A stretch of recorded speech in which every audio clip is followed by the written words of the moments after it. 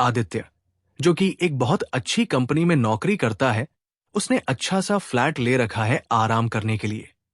जैसे ही शाम के समय वो अपनी नौकरी से लौटता है और फ्लैट में आकर सोफे पर बैठता है, तो उसी दौरान अचानक से उसका फोन रिंग करता है। और जैसे ही वो उस फोन को देखता है, तो एकदम से उसके चेहरे पर एक अजीब सा गुस्सा आ जाता है। उस गुस्से के चलते वो उस फोन को तो काट देता है, लेकिन तभी जैसे ही फोन काटने के बाद दोबारा फोन को रखता है, तो दोबारा से उसी नंबर से फिर से फोन आ जाता है। दरअसल ये नंबर किसी और का नहीं, उसकी उस पत्नी का था, जिससे उसका 1.5 साल पहले तलाक हो चुका है। अब जब दोबारा उसका फोन आता है, तो उसके बाद उस फोन को तो उठा लेता है, लेकिन गुस्से भरी आवाज में अपनी पत्नी से कहने लगता है, अब क्या चाहिए तुम्हें? तुम्हारा कुछ भी तो नहीं है मेरे पास, और क्यों बार बार मुझे फोन करके परेशान किया करती हो? लेकिन तभी यहां पर जो पत्नी होती है, वो बड़ी सहजता के साथ कहती है, देखो आदित्य, बिल्कुल भी गुस्सा मत करो, और जो मैं कह रही हूं ध्यान से सुनो। तुम्हें कुछ दिखाना है और तुम्हें मेरे घर आना होगा। अगर तुम ये नहीं देखोगे तो इसमें मुझे कोई नुकसान नहीं है, तुम ही इस बात पर बार बार पछताओगे। ऐसा कहकर यहां पर जो उसकी तलाकशुदा पत्नी होती है, वो फोन काट देती है, और इसके बाद जो आदित्य होता है, वो चुपचाप खामोश सा रह जाता है। उसका गुस्सा तो साइड में चला गया था, लेकिन उसके दिमाग में ये बात बार बार घूमने लगती है कि ऐसा क्या है जिस वजह से मुझे ही बाद में पछताना पड़ेगा, और वो मुझे अपने घर पर वो चीज क्यों दिखाना चाहती है। इस बात को सोचकर वो काफी ज्यादा परेशान होता है, और एक बार तो उसका मन करता है कि दोबारा से फोन करके कह दूं कि मैं नहीं आने वाला, लेकिन कहीं ना कहीं उसे लग रहा था कि उसकी पत्नी जो भी कह रही है वो बिल्कुल सही है। इसके बाद धीरे धीरे रात हो जाती है, और रात भर वो इसी बात के बारे में सोचता है। लेकिन सुबह तक उसने एक फैसला कर लिया था कि वो जाएगा और देखेगा क्या उसकी पत्नी उसे दिखाना चाहती है। ऐसा सोचकर वो सुबह सुबह उठता है, और उठने के बाद सीधा मुंबई से दिल्ली के लिए एक फ्लाइट लेता है, बिजनेस क्लास, और उसमें बैठकर वहां से वहां के लिए जाने लगता है। यहां पर आदित्य जो होता है, वो पहले तो सोचता है कि उसकी पत्नी को ऐसा क्या दिखाना है मुझे, जिसे ना देखने से मुझे ही पछताना पड़ेगा। और उसके बाद वो अपने पुराने दिनों में घूम जाता है। वो सोचने लगता है उन बातों को जब उसकी और उसकी पत्नी की शादी हुई थी, और वो लोग खुशी खुशी एक घर के अंदर रहा करते थे। पति पत्नी में बड़ा ही गहरा प्यार था, और यहां पर जो आदित्य की मां होती है, जिसका नाम सरिता होता है, वो भी दोनों बच्चों को बड़ा ही प्यार किया करती थी। और उसकी पत्नी, जिसका नाम प्रिया होता है, वो भी अपनी सास को मां के समान ही समझा करती थी। दरअसल यह अपनी मां की इकलौती संतान थी, और मां अकेली ही रहा करती थी उसके मायके में, और बार बार वो मां के पास भी जाया करती थी। तो यहां पर आदित्य को इस बात से कोई भी आपत्ति नहीं होती है, और वह तो अपनी पत्नी से सच्चा प्यार किया करता था। लेकिन तभी अचानक से इस परिवार को किसी की नजर लग जाती है, और उसी दौरान प्रिया की जो मां होती है, उसकी तबीयत खराब हो जाती है, और तबीयत खराब के चलते वो वहां पर ज्यादा दिनों तक रहने लगती है। क्योंकि मां की तबीयत खराब है, तो उसकी देखरेख भी करनी होगी, और उसके सिवा उसकी और कोई संतान नहीं है। अब यहां पर स्टार्टिंग में तो आदित्य को इस बात से कोई भी प्रॉब्लम नहीं होती है, लेकिन कुछ दिनों वहां पर रहने के बाद जब प्रिया घर पर आ जाती है, और घर पर आकर बार बार एक राहुल नाम के लड़के से फोन पर बात किया करती है, तो उसके बाद आदित्य के दिमाग में कुछ उल्टी सीधी बातें चलने लगती है, और वो सोचता है कि कहीं राहुल के साथ इसका कोई चक्कर तो नहीं चल रहा। जबकि यहां पर जो राहुल था, उसे प्रिया अपना मुंह बोला भाई बताया करती थी, और आदित्य को उसके बारे में पहले से ही पता था। लेकिन जिस तरह से अब प्रिया उससे बात किया करती है, तो उससे उसे लगने लगता है कि कहीं ऐसा तो नहीं इन दोनों के बीच में कुछ चल रहा हो, क्योंकि ये दिल्ली है और आजकल कुछ भी हो सकता है, इस पर विश्वास नहीं किया जा सकता। अब इस बातों को सोच सोच कर आदित्य अपने मन के अंदर रखता रहता है, और धीरे धीरे कुछ समय बीत जाता है। कुछ समय बाद यहां पर जो प्रिया होती है, वो बार बार जब वहां पर जाया करती है, तो एक दिन अपने पति से कहने लगती है, आदित्य, क्यों ना मैं मांझी को यहीं पर ले आऊं, क्योंकि वहां पर बार बार जाना पड़ता है और यहां पर भी तो मांझी की देखरेख करनी पड़ती है। फिर ये अकेली घर का काम किया करती है, मुझे अच्छा नहीं लगा करता। इसके बाद यहां पर जो आदित्य होता है वो एकदम से टालमटोल कर देता है और कहता है, नहीं नहीं, यहां पर ठीक नहीं है, तुम ऐसा करो, वहीं पर रखो। लोग तरह तरह की बातें बनाएंगे। इसके बाद प्रिया वहीं पर जाती है और वहीं पर रहकर अपनी मां का इलाज करवाने लगती है। लेकिन तभी एक दिन जब प्रिया अपने मायके में होती है तो आदित्य उसके पास फोन करता है शाम के समय, और उस समय पर उसका फोन पूरी तरह से बिजी रहता है। अब जैसे ही फोन बिजी आता है तो वो बड़ा ही हैरान हो जाता है और चिंता सी करने लगता है। लेकिन थोड़ी देर बाद उसकी पत्नी का फोन आता है और वो पूछने लगती है, आदित्य बताओ, इतनी रात को तुमने कैसे फोन किया? तो यहां पर आदित्य कहता है, मुझे तो कुछ भी नहीं, वैसे ही बात करनी थी। लेकिन तुम ये बताओ कि इतनी रात में तुम्हारा फोन कहां बिजी हो रहा है? तो यहां पर प्रिया कहने लगती है, अरे वैसी कोई बात नहीं है, दरअसल वो राहुल भैया मार्केट गए हुए थे तो उनसे ही कुछ घर का सामान मंगाया था, तो इसीलिए उनको फोन किया था। अब ये बात सुनकर आदित्य के तन बदन में आग लग जाती है और वो फिलहाल तो फोन काट देता है। लेकिन उससे रहा नहीं जाता और वो अपनी बाइक लेकर सीधा अपनी पत्नी के घर चला जाता है। अब वो दिल्ली में ही थे और यहां से वहां तक जाने में उसे 15 से 20 मिनट लगने थे।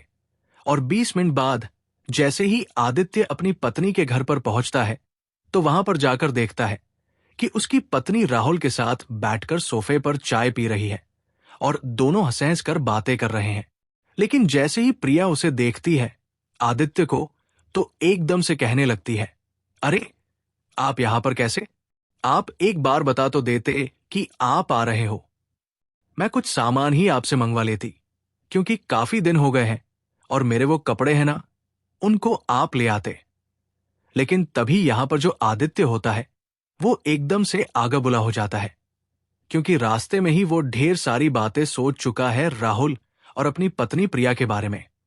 और यहां पर आकर जब वो दोनों हंसते हुए मिलते हैं तो उसके बाद वो अपनी पत्नी को धमकाने लगता है। कहता है, मेरे पीछे से तुम यही कर रही हो ना, और इसीलिए तुम बार बार यहां पर आया करती हो। मां की बीमारी का तो बहाना है, असलियत में तो तुम्हें इसके साथ गुलचरे उड़ाने हैं। अब ये बात सुनते ही प्रिया को बड़ा ही गुस्सा आता है और वो एकदम से सन्न रह जाती है। लेकिन तभी यहां पर जो राहुल होता है वो कहने लगता है, जीजा जी, आप ऐसा क्यों कह रहे हो? क्योंकि मैं और ये तो बहन भाई है ना, और हम दोनों के रिश्ते के ऊपर आप इस तरह से उंगली नहीं उठा सकते।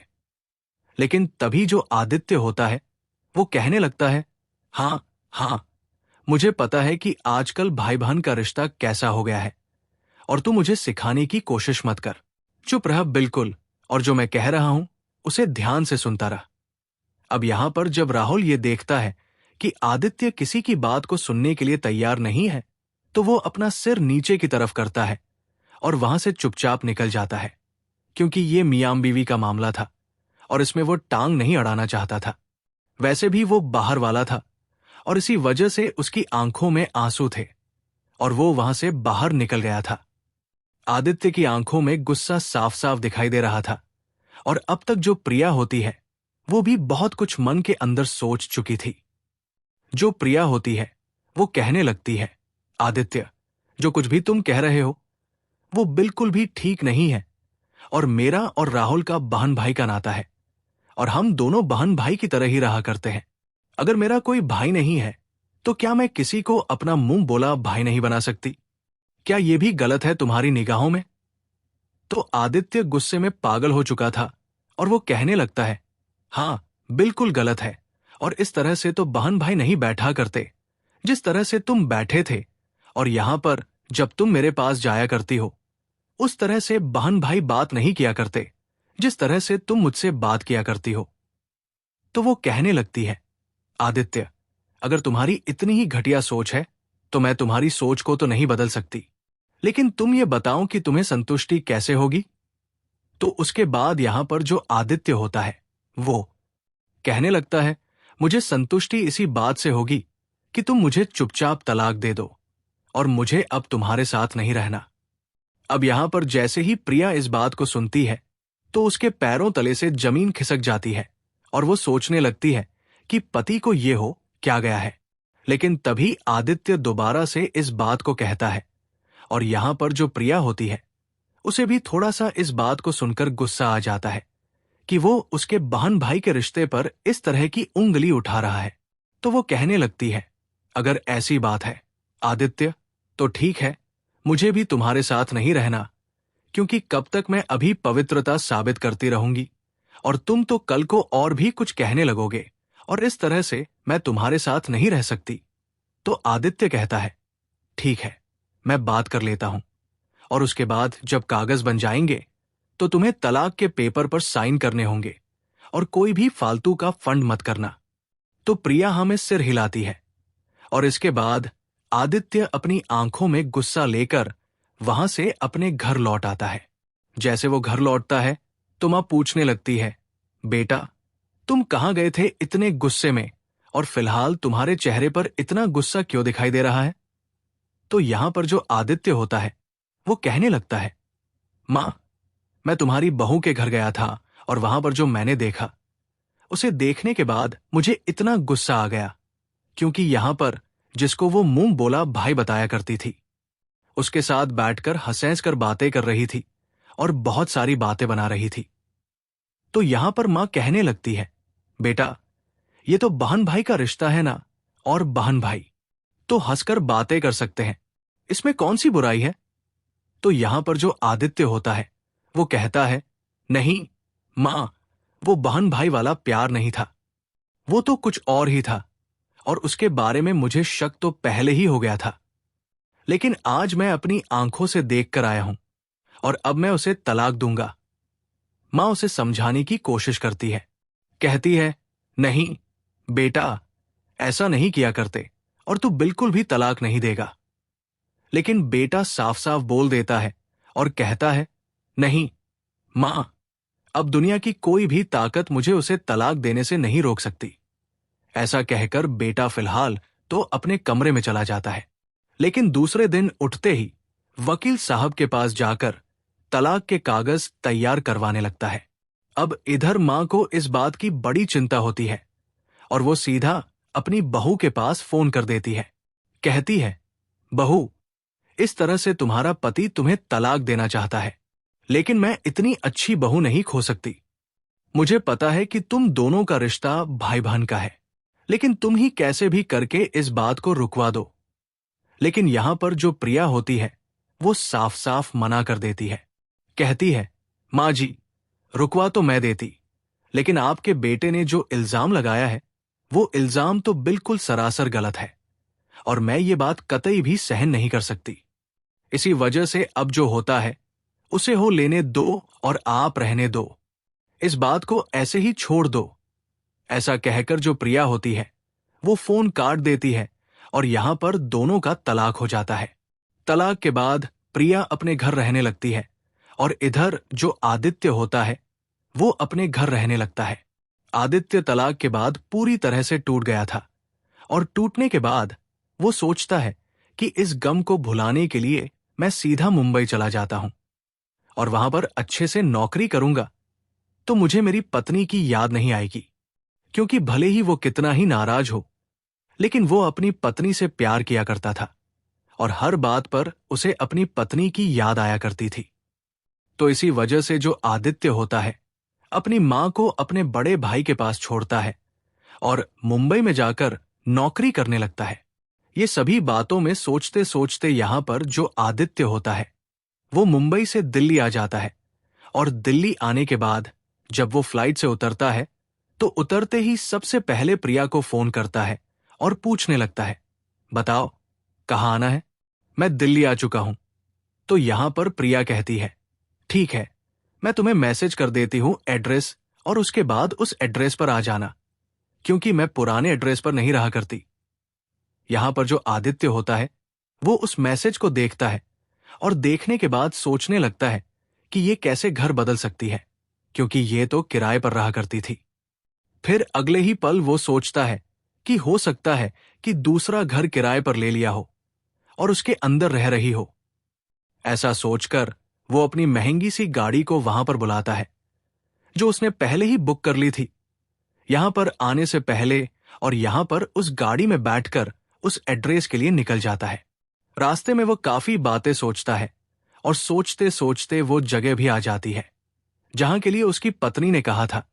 और वहां पर जाने के बाद जैसे ही वो गाड़ी से उतरता है तो सामने का नजारा देखकर उसकी आंखें फटी की फटी रह जाती है, क्योंकि सामने एक आलीशान 3 मंजिला मकान था, जिस मकान को देखने के बाद कोई भी कह सकता था कि ये काफी अमीर लोगों का घर है। उस मकान के बाहर एक बोर्ड लगा हुआ था जिसमें लिखा हुआ था प्रिया किचन। अब इस बोर्ड को पढ़ने के बाद वो ये तो समझ गया था कि उसकी पत्नी ने कुछ काम किया है और उस काम से वो अच्छा खासा पैसा कमा रही है। लेकिन उसके बाद में वो दरवाजे की घंटी बजाता है तो अंदर से एक जवान लड़की आती है और पूछती है, आप कौन हो और आपको किससे मिलना है?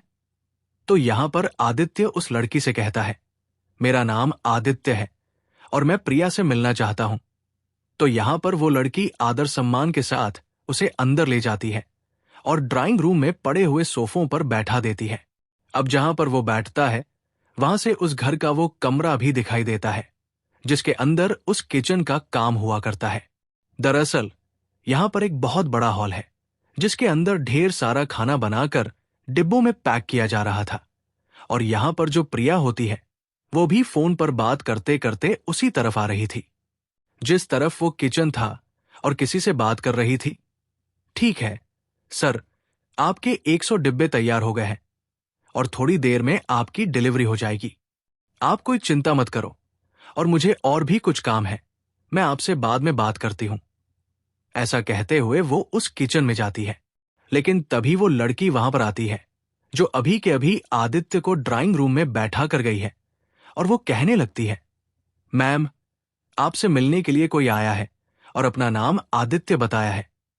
इसके बाद प्रिया ना तो ज्यादा खुश होती है ना ही उसे इस बात का दुख होता है। वो सीधा आदित्य के पास जाती है और आदित्य अब तक ये सारी चीजें देखकर पूरी तरह से हैरान हो गया था, क्योंकि प्रिया के पास आज इतना पैसा है जितना आदित्य ने कभी सपने में भी नहीं सोचा होगा। यहां पर प्रिया उसके पास आती है और कहती है, अच्छा कि आदित्य तुम आ गए, वरना तुम्हें पछताना पड़ता। और चलो मेरे साथ, तुम्हें दूसरी मंजिल पर चलना होगा और वहां पर जाकर तुम्हें पता चलेगा कि मैंने तुम्हें यहां पर क्यों बुलाया है। इसके बाद आदित्य, जो बिल्कुल निशब्द रह गया था क्योंकि वो पूरी तरह से भौचक्का हो गया था, तो वो उसके पीछे पीछे चलने लगता है और प्रिया उसे दूसरी मंजिल के एक कमरे के दरवाजे के सामने ले जाकर खड़ी कर देती है। लेकिन दरवाजा खोलने से पहले वो कहती है, देखो आदित्य, बिल्कुल भी अब तुम्हें अपना गुस्सा बाहर ही त्यागना होगा और बिल्कुल भी तेज आवाज में यहां पर बात मत करना, क्योंकि ये जगह ही ऐसी है। ऐसा कहकर वो आदित्य की तरफ देखती है तो आदित्य धीरे से हाँ में सिर हिलाता है और इसके बाद जो प्रिया होती है वो दरवाजा खोल देती है। लेकिन जैसे ही दरवाजा खुलता है तो आदित्य की आंखें फटी की फटी रह जाती है और उसके पैरों तले से जमीन खिसक जाती है।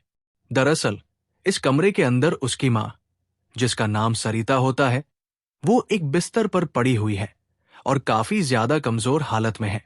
उसको एक ग्लूकोज लगा हुआ है और सिरहाने पर ढेर सारी दवाइयां रखी हुई है। यहां पर आदित्य अपनी मां की ऐसी हालत देखकर अपनी आंखों में आंसू ले आता है और एकदम से उनके पास चला जाता है।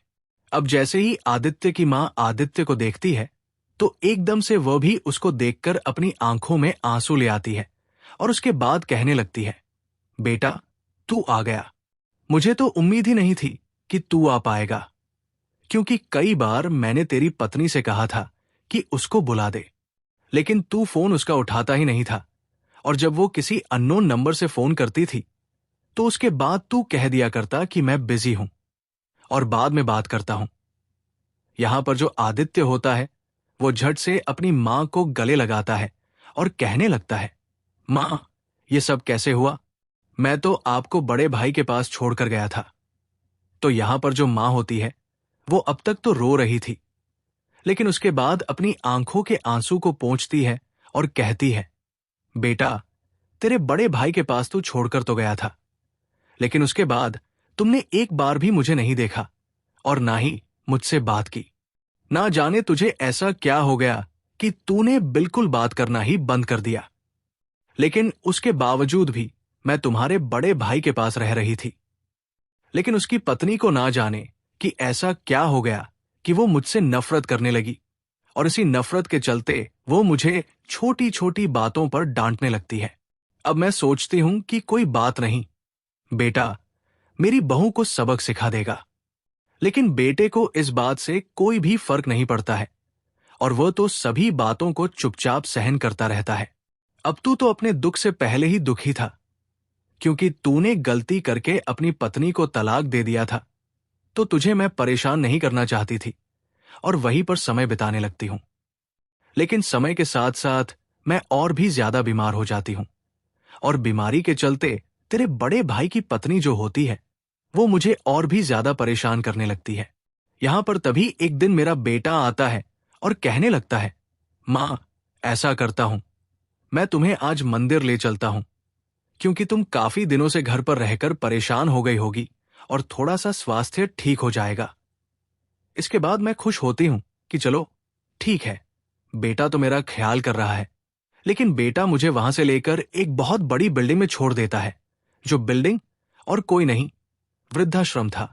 और वो कहता है, मां, अब मैं तुम्हें अपने पास नहीं रख सकता और तुम्हें अब से यहीं पर रहना होगा। लेकिन वहां पर मेरा बिल्कुल भी मन नहीं लगता है, और इसी के चलते मैं एक दिन उस घर को छोड़कर वहां से इधर उधर भटकने लगती हूं, क्योंकि वहां पर बिल्कुल से अच्छी तरह से नहीं रखा जाता था, और वो वृद्धाश्रम नहीं, एक जेल की तरह थी।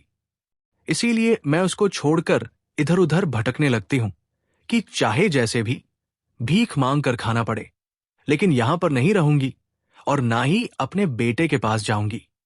तो इसी वजह से मैं इधर उधर भटकने लगती हूं और भीख मांगकर अपना गुजारा किया करती हूं। लेकिन एक तो कमजोर, ऊपर से तबीयत खराब, तो इसी वजह से एक दिन मैं बेहोश हो जाती हूं उस मंदिर की सीढ़ियों पर, और उसके बाद मेरी आंखें इसी कमरे के अंदर खुलती है। तुम्हारी बहू मुझे यहां पर ले आई थी। इस बात को खत्म होने से पहले ही यहां पर जो प्रिया होती है वो कहने लगती है, दरअसल उस दिन मेरे किचन की ओपनिंग थी और मैंने पहली बार खाना गरीबों के लिए बनाया था, तो इसी वजह से हर मंदिर पर जाकर मैं गरीबों में खाना बांट रही थी। लेकिन तभी एक मंदिर की सीढ़ियों पर मुझे मिल जाती है, और जब मैं गौर से इन्हें देखती हूं तो मुझे बड़ी हैरानी होती है, और फिर मैं इन्हें अपने साथ यहां पर ले आती हूं।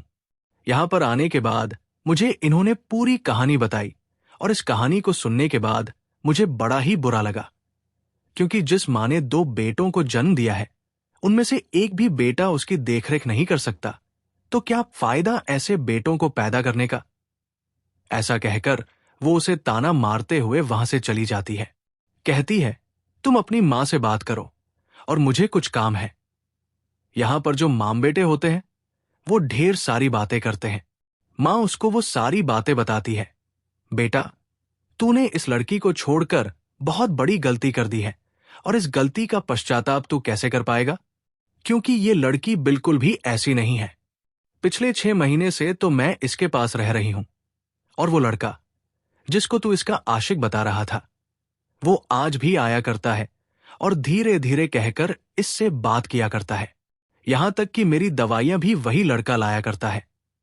अब इन सभी बातों से यहां पर आदित्य काफी ज्यादा शर्मिंदा होता है, और उसके बाद मां से कहता है, मां, अब जो हो गया सो हो गया, अब इसको बदला थोड़ी ना जा सकता है, लेकिन तुम चिंता मत करो, मैं तुम्हें अपने पास रखूंगा और वहां पर अच्छे से तुम्हारा समय व्यतीत हो जाएगा।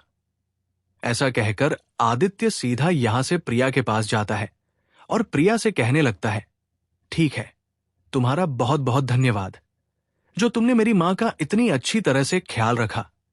लेकिन अब मेरी मां को मैं अपने साथ ले जा रहा हूं और तुम्हें उसे अपने पास रखने की जरूरत नहीं है। लेकिन तभी प्रिया कहने लगती है, तुम अपने पास ले जा रहे हो, लेकिन तुम इनका ध्यान कैसे रखोगे? क्योंकि तुम्हें नौकरी करनी होती है, और नौकरी करोगे या मांझी का ख्याल रखोगे?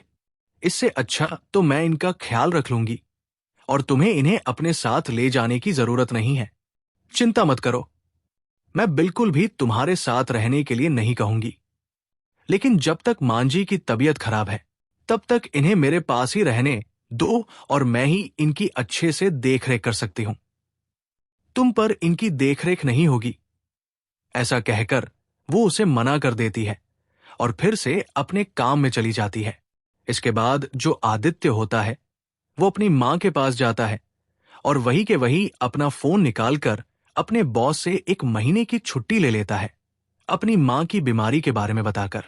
आदित्य को छुट्टी मिल जाती है और उसके बाद वो वहीं पर रहकर अपनी मां की देखरेख करने लगता है। अब जैसे ही प्रिया ये देखती है कि इसे 3 से 4 दिन हो गए हैं, लेकिन ये जा नहीं रहा है, तो वो आदित्य से कहने लगती है, क्या हुआ? क्या तुम्हें ड्यूटी पर नहीं जाना? तो आदित्य जो होता है, वो कहता है, मैंने महीने भर की छुट्टी ले ली है, क्योंकि मैं बेटा हूं और मुझे बेटे होने का फर्ज निभाना चाहिए। अगर तुम मां को मेरे साथ नहीं भेज सकती, तो यहां पर रहकर तो मैं अपनी मां की देखरेख कर सकता हूं। अब इस बात को सुनने के बाद प्रिया को इस बात से कोई भी आपत्ति नहीं होती और वो कहती है, ठीक है, अगर ऐसी बात है तो बेशक से तुम अपनी मां की देखरेख यहीं पर रहकर कर सकते हो, और किसी भी चीज की जरूरत हो तो मुझे बता देना।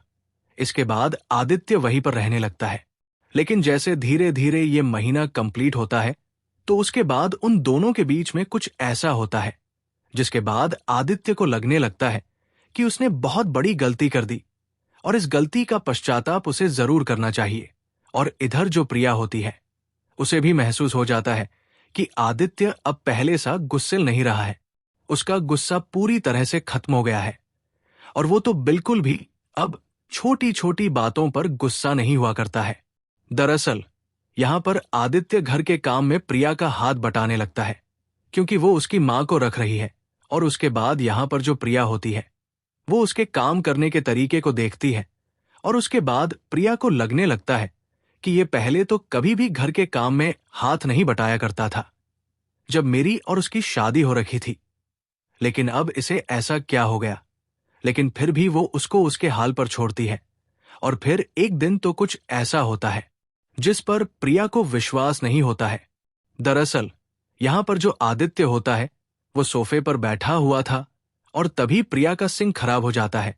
और उसके बाद यहां पर जो उसकी वर्कर होती है, वो प्रिया से प्लम्बर को बुलाने के लिए कहती है और प्लम्बर कहता है, 5 घंटे तो कम से कम लगेंगे। मैडम, मैं काफी दूर हूं और वहां से आने में इतना टाइम तो लग जाएगा। लेकिन तभी यहां पर जो आदित्य होता है, वो खड़ा होता है, घर में से औजार ढूंढकर उस सिंक को ठीक करने लगता है।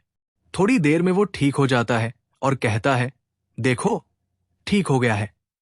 लेकिन इसको ठीक करने में उसके कपड़े पूरी तरह से खराब हो गए थे। और इसके बाद जो आदित्य होता है, एक कपड़ा लेता है और अपने कपड़ों को वैसे ही साफ करके के वहां पर बैठ जाता है। दरअसल यहां पर जब आदित्य और प्रिया एक साथ रहा करते थे, तो आदित्य को गंदे कपड़े तो बिल्कुल भी पसंद नहीं थे और घर का काम तो बिल्कुल से नहीं किया करता था। ये बात काफी ज्यादा हैरानी की थी और इसी बात को देखकर प्रिया पूरी तरह से हैरान हो गई थी। इसके बाद यहां पर जो आदित्य होता है, वो घर के सभी कामों में प्रिया का हाथ बटाया करता है। और धीरे धीरे जब 1 महीना कंप्लीट हो जाता है, तो उसके बाद आदित्य को महसूस होने लगता है कि अब अपनी उस गलती को सुधारना होगा, जो गलती उसने पहले कर रखी है।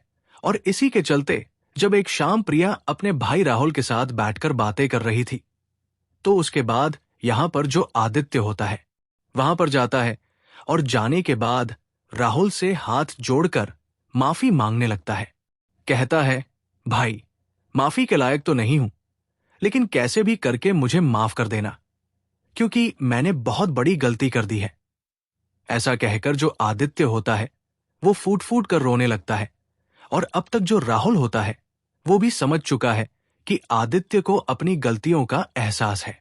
तो वो कहने लगता है, जीजा, कोई बात नहीं, मैंने आपकी बातों को कभी बुरा ही नहीं माना, तो आप माफी क्यों मांग रहे हैं? ऐसा कहकर राहुल तो उसे माफ कर देता है, लेकिन तभी जो आदित्य होता है एकदम से सभी लोगों के सामने प्रिया के पैर पकड़ लेता है और रो रो कर उससे भी माफी मांगने लगता है। कहता है, प्रिया, अब मैं तुम्हारे बिना नहीं रह सकता और मैंने जो किया था वो बहुत बड़ी गलती थी और ऐसी गलती जीवन में मैं कभी नहीं करूंगा। अब जो प्रिया होती है वो इस बात को देखकर साफ साफ मना करने लगती है, लेकिन तभी आदित्य अपनी आंखों में आंसू ले आता है और कहता है, जब तक तुम मुझे माफ नहीं करोगी तब तक मैं तुम्हारे पैर नहीं छोड़ूंगा और आज से मुझे तुम्हारे साथ ही रहना है।